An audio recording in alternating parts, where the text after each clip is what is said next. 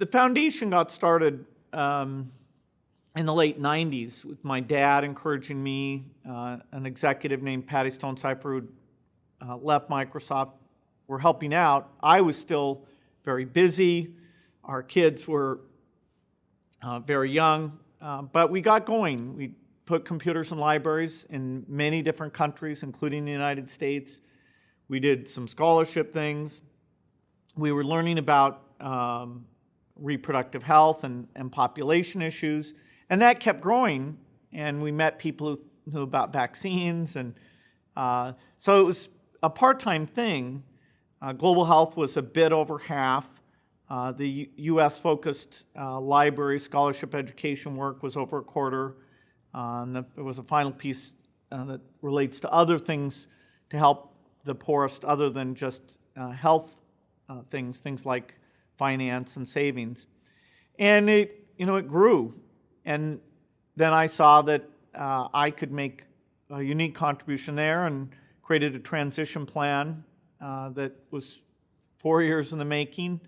And so now I'm full-time at the foundation and playing a role of being the chairman and traveling a lot.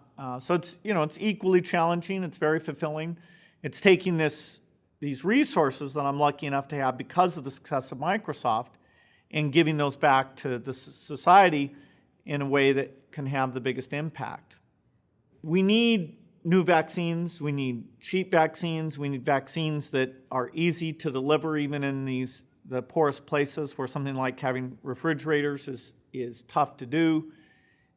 And it does connect to my experience at Microsoft of finding great scientists, making sure they understand the problems that are important, getting them focused on those things, having milestones, even if there's setbacks, making sure if there's possibility still there that they get the proper backing.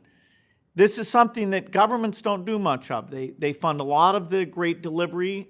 The foreign aid is very, very important. But on the discovery side, there's been a deep underinvestment, whether it's a malaria vaccine, tuberculosis vaccine, about 20 different diseases that, if things go well, we'll have vaccines for most of those within the next decade. And so the foundation has really taken a lead financing that scientific work. And already some have been discovered, some are getting out there, but there's a lot more still to be done.